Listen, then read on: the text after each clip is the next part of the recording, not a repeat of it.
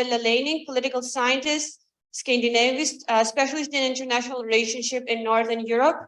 Vladislav, you have 5 minutes max, and then I would have to cut you off, unfortunately. Thank you. Okay, I understand.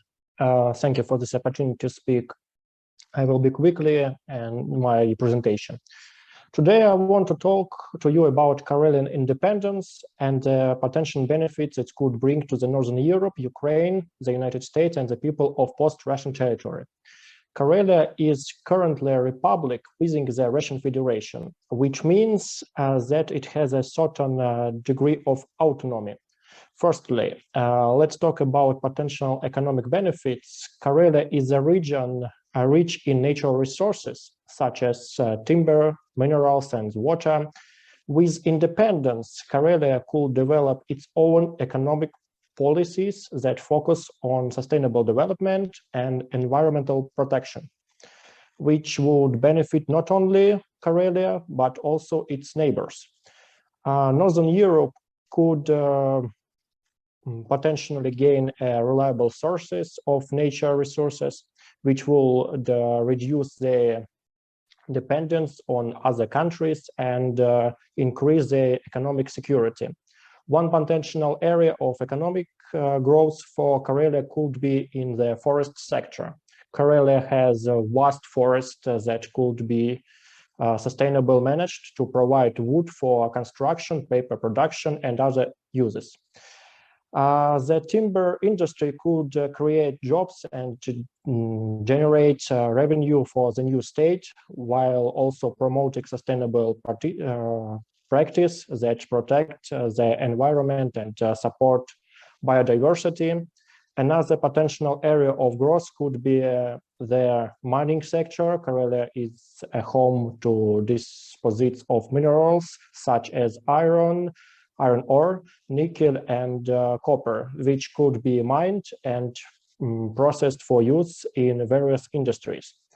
The mining sector could create jobs and generate revenue for the new state, while also promoting economic diversification and reducing dependence on a single industry.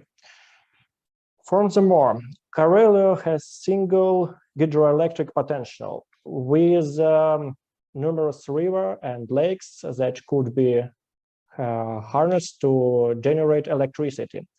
This could provide reliable sources of energy for Karelia and its neighbors, reducing dependence on fossil fuels and promoting environmental sustainability. In addition of this sector, an independent Karelia could also promote entrepreneurship and innovation. The new state could develop policies and programs to support small business and startups, which could drive innovation and create jobs, variety of industries. It could be particularly beneficial for young people in Karelia who could be encouraged to stay in the region and contribute to its economic development. Secondly, and the most important, Karelian independence could also lead greater political stability in the region. What I mean, Karelia has historically been caught between the influences of Russia and Sweden, then Finland, which has led attention. I would like to introduce the term Karelization as a parallel to Finlandization and explore the potential benefits of this new concept. The idea of buffer zone is not new in international relationship. Historically, a buffer zone has been established between neighboring states or empires to prevent conflict and provide a sense of security for both parties. However, the formation of independent Karelia could create a new buffer zone between Northern Europe and post-Russian Moscow. On that based on mutual respect and cooperation rather than external pressure or control. This process of creating a new buffer zone could be referred to as Karelization, and by becoming an independent state, Karelia could develop its own foreign policy and strengthen in relationship with neighbors. This would create a more stable and predictable policy environment in the region, reducing the risk of conflict and increasing security for all parties involved. Thirdly, Karelian independence could lead to greater cultural diversity. Karelia has unique cultural heritage that has been influenced by Sweden, Finnish, and Nordic Russian traditions. By becoming an independent state, Karelia could focus on preserving and promoting in cultural heritage, which could I mean that Karelia is a region that it's home to various ethnic groups. It's more correctly to say, including Karelians, Webs, Ingrian Finns, Pomors, and also people who were repressed by Soviet Gulag system, including Ukrainian, Baltic people, and other. The region is a Nordic union of cultures, tradition, and languages, and has the potential to become a common home for Scandinavian, Finnish, Baltic people.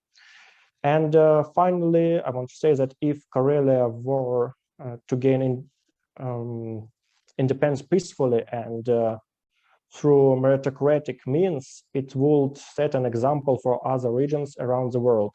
And independent Karelia could provide a new ally for the United States and Europe in the region. The West world has strategic interest in Arctic region. And an independent Karelia could serve as a partner in promoting this interest in the region by creating a new buffer zone between Northern Europe and Moscow. And independent Karelia could reduce the risk of conflict and increase security of all parties involved. In conclusion, an independent Karelia could be a valuable ally for the West in containing the Chinese threat.